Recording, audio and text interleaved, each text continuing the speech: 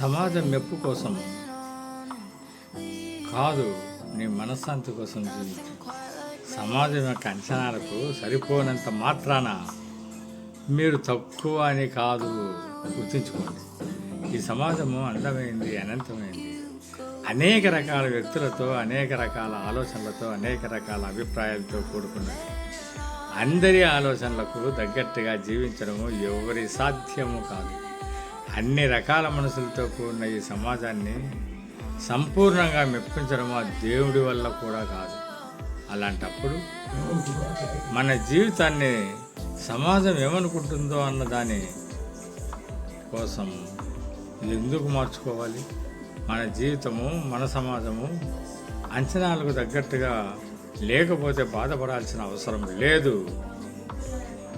మనల్ని మనం బాధ పెట్టుకోవాల్సిన పని లేదు. మీకు నచ్చిన మార్గంలో నడవడానికి ప్రయత్నం చేయి. నీ మనసుకు నచ్చిన పని చేయి. నీ ఆత్మగౌరవాన్ని కాపాడుకో. ఎందుకంటే మన శక్తి మేరకు మనం చేయగలిగినంత చేస్తాం. అదే విజయం. మనసుకు నచ్చినట్టు జీవించగలిగితే అదే నిజమైన ఆనందం. ప్రపంచము నిన్ను అర్థం చేసుకోలేకపోయినా పర్వాలేదు.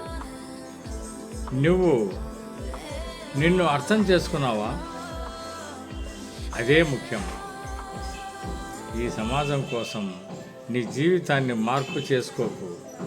నీ జీవితాన్ని మెరుగుపరుచుకోవడం కోసం మాత్రమే మార్పు చేసుకో.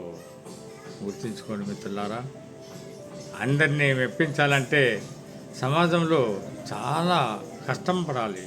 అయినా మెప్పించలేం. ఆ దేవుడు కూడా మెప్పించలేడు. ప్రయత్నంలో నిన్ను నువ్వు కోల్పోతావు. వద్దు, అలాంటి కోల్పోయే విషయాలు మనకు వద్దు. మన జీవితాన్ని మనం నడుపుదాం.